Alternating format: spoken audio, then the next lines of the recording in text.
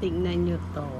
Napakaganda. This is called PVN, Pearl Bond Number. So, one of my favorite succulent kasi purple siya. Yan, nakikita nyo ba? Ang ganda, diba? Parang roses ang dating. Anyway, tingnan nyo, ito po ay nasa corner ng aking garden. So, alam nyo, ang sabi ko sa inyo, ang succulent, naghahanap sila lagi ng sun, diba? So, mag-extend sila ha. Kumbaga, yung leeg nila, inahabaan nila para makita nila o maabot nila ang araw. Tignan nyo to. Oh, ang haba, oh. Ang haba ng inabot. Inahanap niya yung sun. Tingnan nyo. Ang haba, diba? Pero, nanatili siyang maganda. Still beautiful. So, ang gagawin ko ngayon dito, ikakat ko siya. Pag ganito po, it's a perfect time to propagate. Yan. So, okay naman siya. Lilinisin ko lang ng konti. And, we will replant this and propagate. Okay? So, okay guys. Ayan. So, kumuha ako ng isang pot para ililipat ko tong mother plant niya kasi ang laki niya. So, ito oh.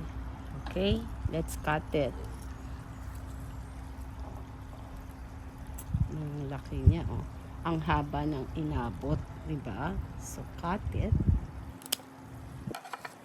Ayan. Napakaganda. Beautiful. Diba? Napakaganda. So, magli-leaf propagation tayo. Ayan o, ganda. Ayan, kasi napakarami niyang dahon at napakahaba ng stem. So, perfect time to propagate. Basta ingat lang kayo sa pagtanggal ng leaf. Kailangan clean ang pagtanggal nyo ng leaf. Okay? So, dito ko siya ilalagay.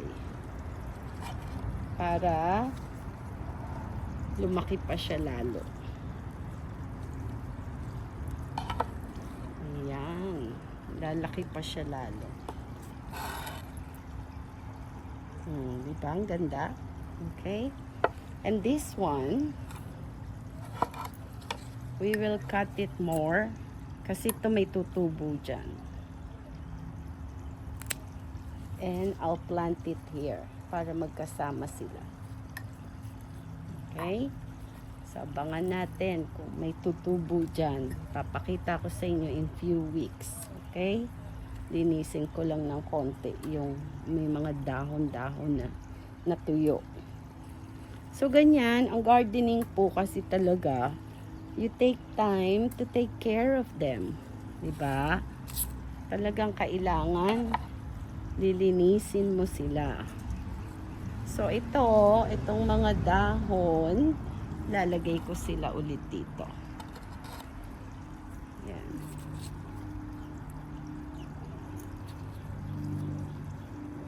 Ko-close up ko sa inyo para makita nyo.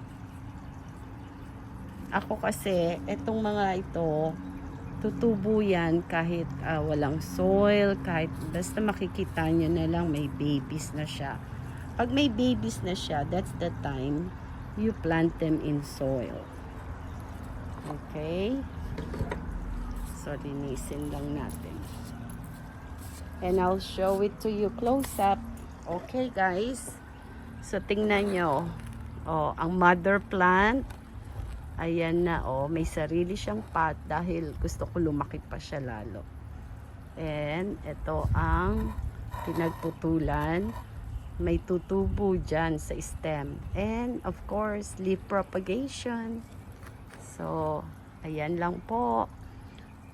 Ingat po sa init dyan sa Pinas. Drink a lot of water, guys.